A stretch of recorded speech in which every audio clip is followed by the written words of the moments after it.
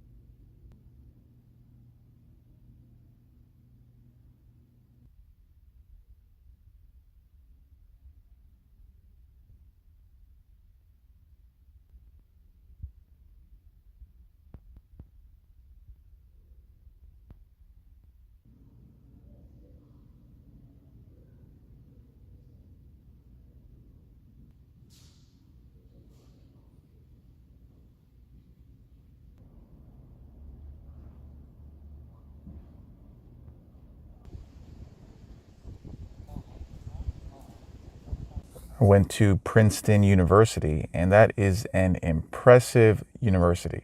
I was thinking of applying to Yale for my PhD in Jewish studies, but I am applying to Princeton instead. Yale is trash compared to Princeton.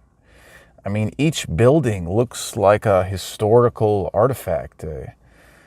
Something you would go to Rome, you see old buildings you don't see in your own town. Princeton had that. And the chapel was huge. It was very beautiful. I walked inside, I prayed a bit, I felt something holy there. And when men build things to glorify God, you can definitely feel it instead of glorifying themselves.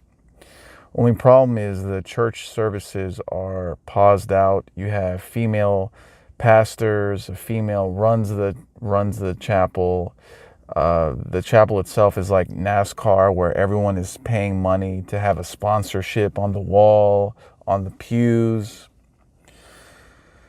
So I think the most holy time you can experience in that chapel is when service is not in session, unfortunately. The town of Princeton is just as good. I did my test at the Princeton Public Library, and what a library that is. It was huge, modern. I mean, it's hard to get impressed by a library, but this one was something else. It felt like a really upper class co-working space. So it was a little bit sterile in the sense that it didn't have much wood or brick, but I don't mind going there. I mean, my public library near my mom's house has chairs so old you're sunken in. I mean, to make that library probably cost millions of dollars. And during the library, they invite you to attend a technology workshop held by a Princeton professor. I mean, this is stuff that, yeah, you don't experience this elsewhere. And in this city, I was the homeless guy. I guarantee you, people looked at me like, oh, geez, Who let the homeless in? Who bust this single bearded homeless man? I mean, that's how rich this is. I'm really starting to feel, I go from New York City where everyone is living like a rat, trying to make a buck. No one in Princeton is living like a rat. I can guarantee you that. And I installed Zillow on my phone just to get an idea on the housing here. And you're looking at 500,000 and up.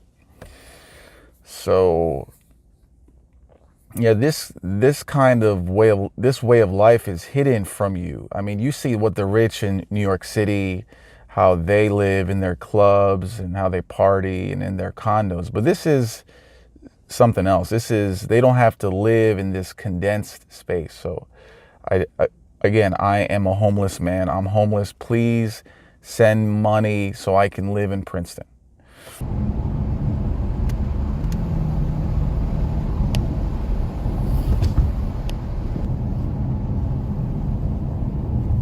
Take the next left onto Woodens Lane, then you will arrive at your destination.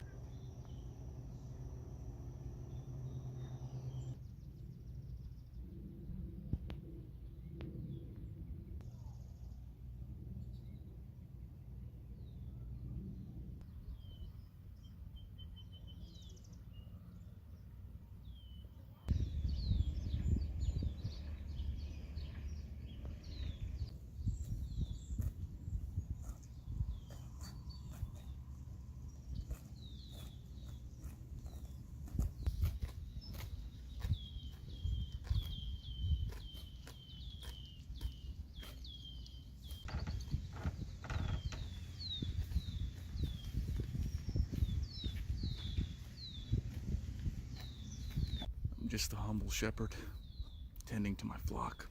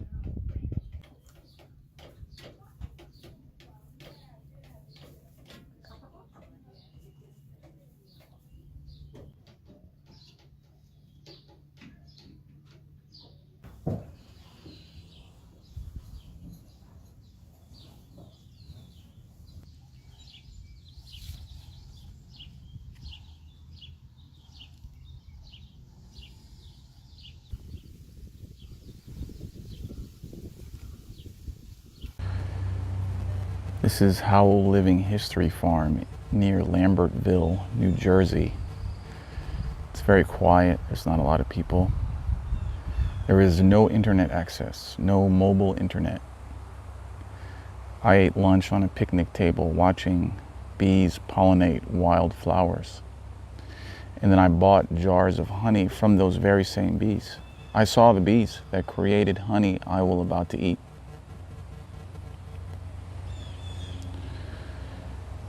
There were lambs and chickens. They were a little bit scared of me. The pigs weren't. Pigs looked gross. They were filthy, covered in doo-doo, snoring. But their meat is so tasty. It's just weird to see the animals that I eat. Because when you go to the supermarket, you're so disconnected from where your food comes from.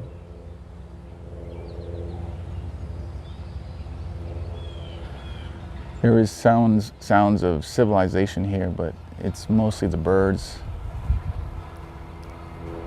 tractors, sound of the wind through the trees. I think I could get used to this. I don't want to go back into the cities now. I got to go to Philadelphia soon, and city after city. They're all the same. All these cities are the same. They just copy paste entertainment control zones, slavery control zones. On this farm, you control animals and crops. In the city, the elites control human beings.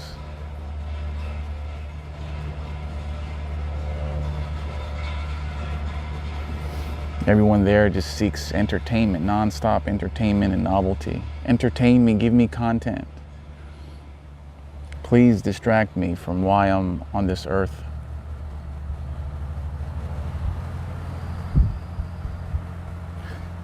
But on a farm like this, you see nature, you see the cycle of life. After my tour, I think I'm going to be so sick of the cities, I'm just going to find the most isolated area I can.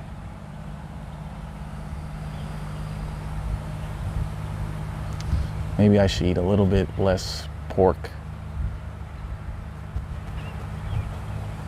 because those pigs were really dirty.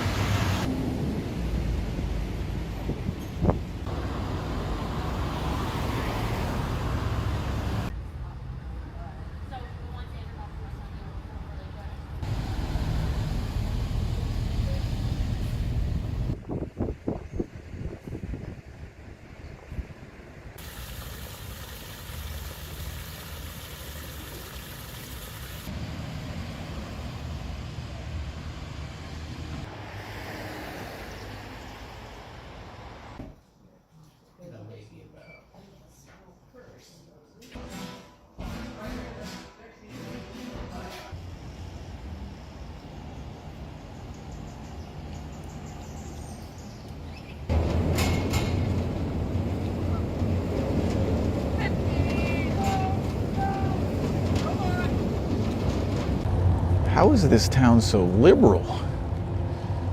I came here for a small town Americana, and there's more gay flags per capita than in New York. Every other store is some art shop. There was a shop on the main square selling some kind of sex-oriented costumes. The women look like they rather be in New York City. It really feels like people who couldn't afford New York City, but they still want that lifestyle. You see a lot of older, horny women checking out guys, such as me. It's a shame how it's such a nice place.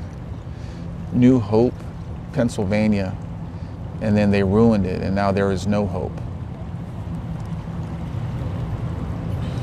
Passed a public library test, at least. There was a lot of old people. It was very comfy. But this is a place where a woman who gets tired of living in New York City or Trenton, she finds her beta bucks to bring her down here and have a quaint home and to open her artistic studio, because she's an artist. But no one would buy her stuff elsewhere. Well, I can't live here.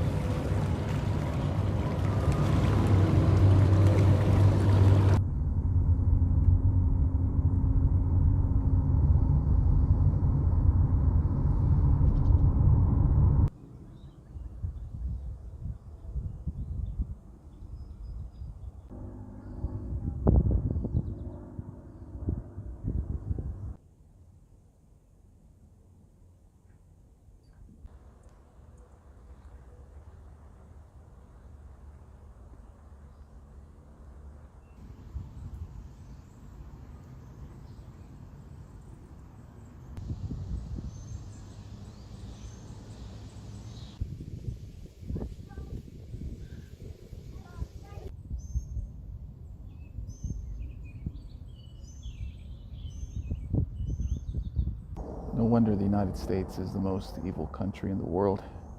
Look who was founded by the Freemasons.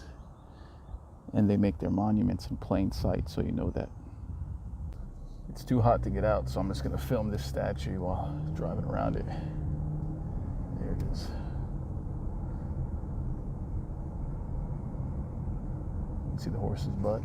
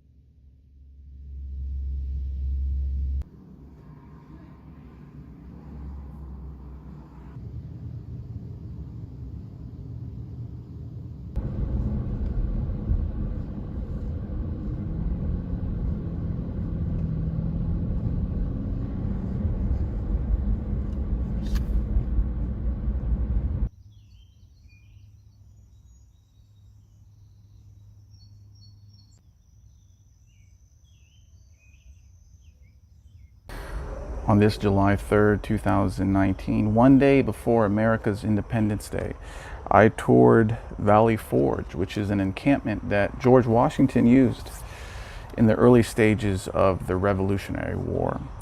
And here is a pamphlet given by the federal government. It's a national park. Let's see what the federal government has to say about Valley Forge.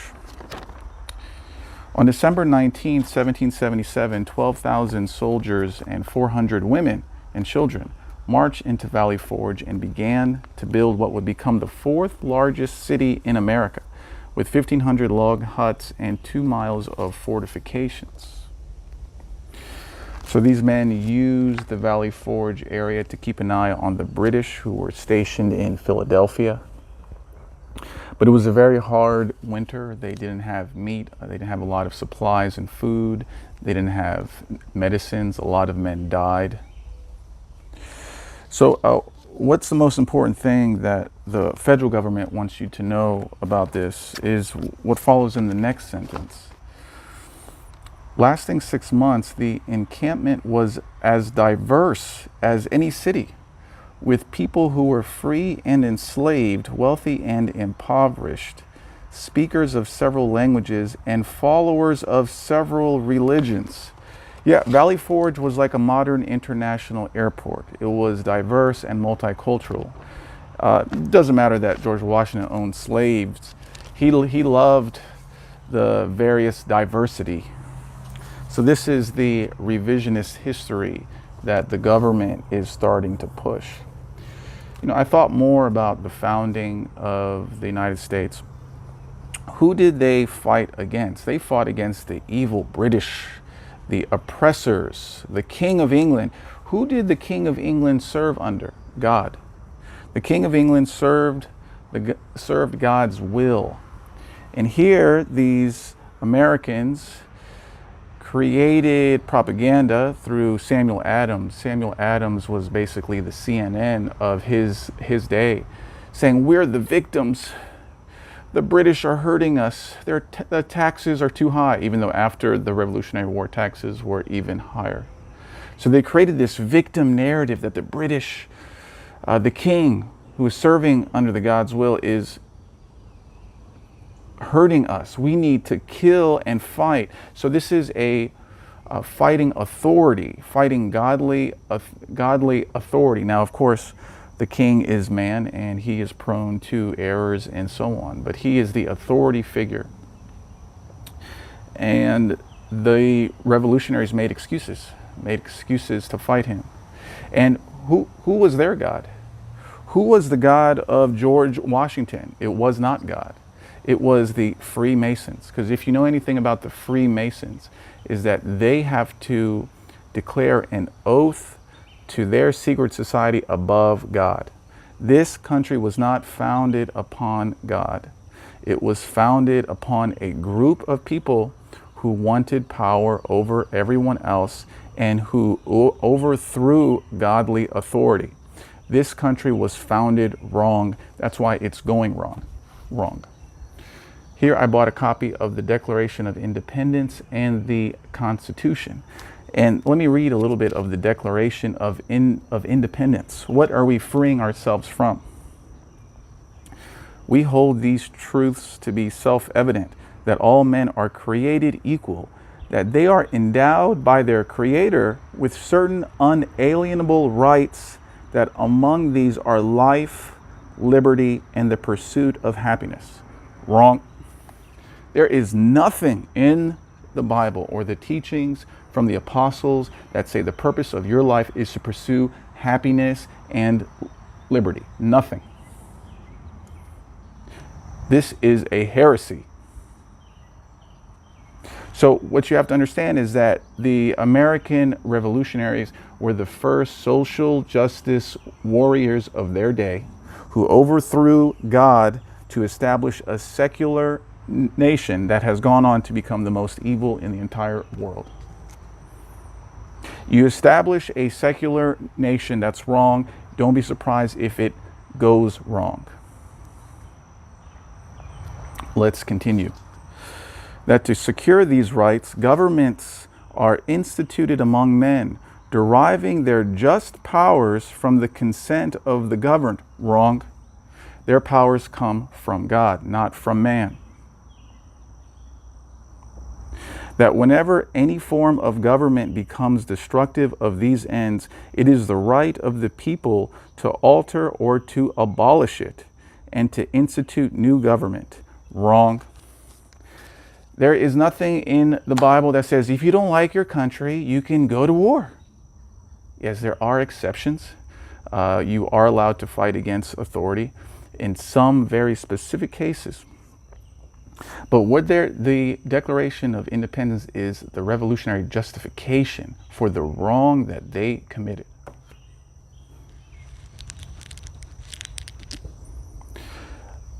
I have to be clear that the United States was founded as a secular country, secular. Now, of course, they had "in God we trust" and so on, because they knew they had to include that, because most Americans at that time were godly people, so they had to throw them a bone. But their God was not God. Their God was the Freemasons, was their elite club, that they wanted power,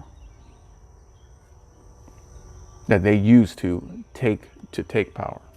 The last thing I wanted to mention is that Washington Chapel. Now that chapel was created after George Washington, I think in the early 1900s. And I looked on the outside, I was like, this chapel looks nice. I'm gonna go inside, maybe I can pray a bit. I sat down in the pew and began praying. And then I got an instinct that said, Roosh, look on the floor.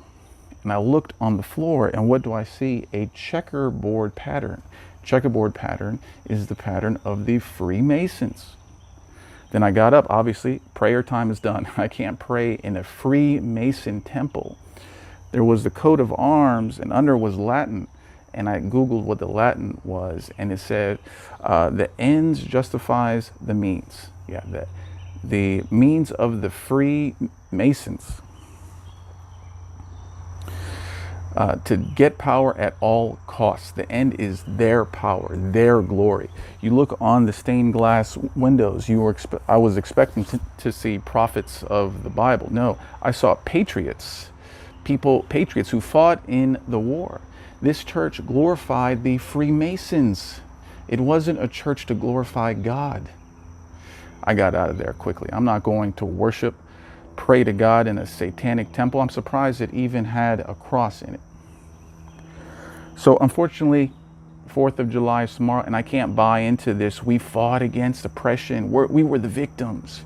We were the victims that had to overthrow unjust authority to establish a mostly secular nation that has gone on to drug children to change their sex from male to female.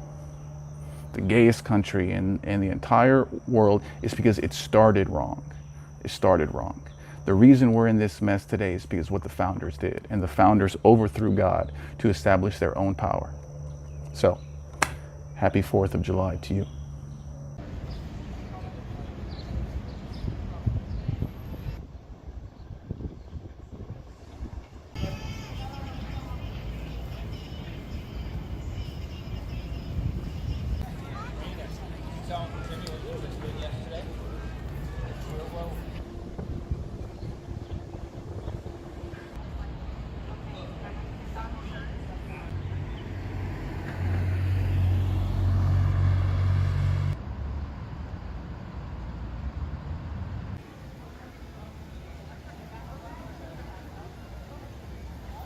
The best part of King of Prussia is its name. Second you get into the main street, it's corporate owned. It's a corporate owned town center. The main square in King of Prussia is a fake grass lawn. It's the fakest thing I've ever seen. I think the people are fake too. There were actually people sitting on that fake grass lawn, playing, talking. It's fake. Corporate brands everywhere. And then the center is lined by all these highways. Man, this is bad. This is a bad place. I don't advise that you come here. Stay far away from the King of Prussia. There is no king, and this ain't Prussia.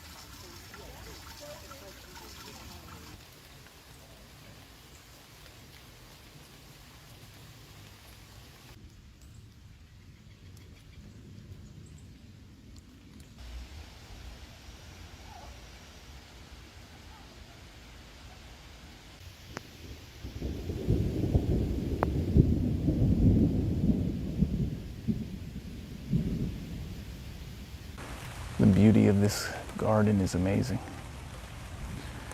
It's like the Garden of Eden. The rain only enhances the beauty.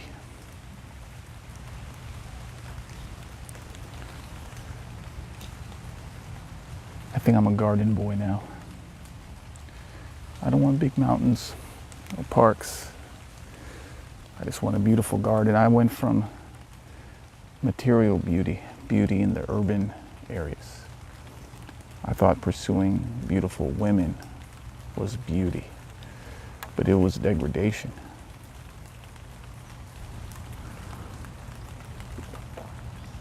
I went from that beauty, now I'm moving towards a new kind of beauty. There's birds everywhere. I'm a bird watcher now. Look at this. I watch birds.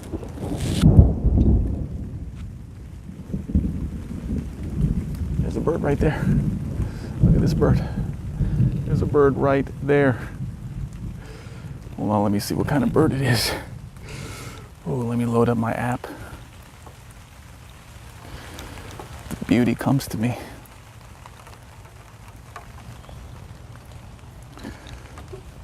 I almost feel like I'm not deserving of this based on the ugliness that I've done. It's time for me now on my checklist of things to do: buy 35 acres, spend decades to build a magnificent garden, then die.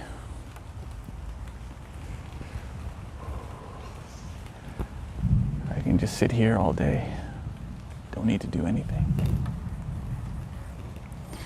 It's not a lot of people either.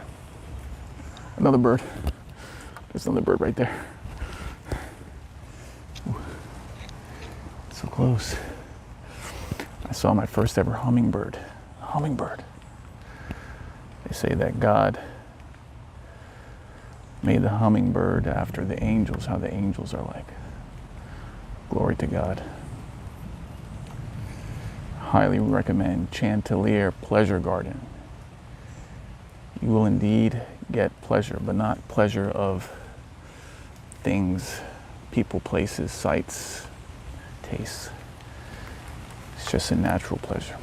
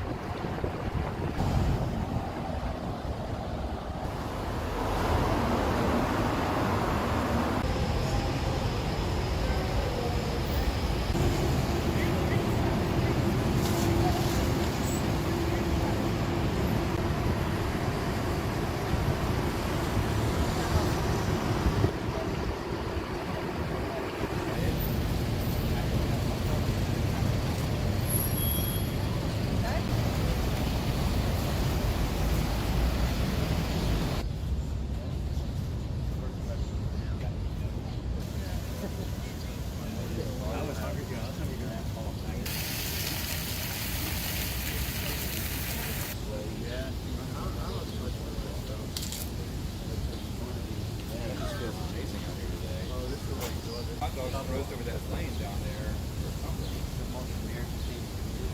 Yeah, making s'mores next to GW.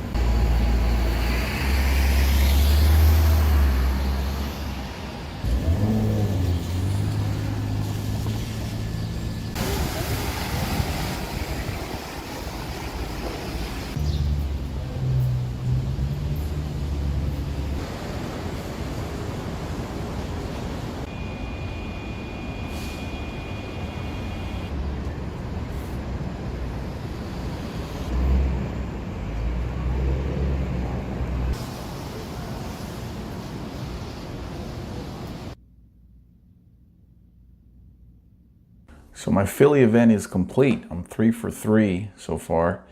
Only problem is I was shut down by my second credit card processor day before Square shut me down. So now I'm 3 events in out of 23 and I'm already out 2 credit card processors. So hopefully by the time you watch this, I will have a new processor up and running on my tour site.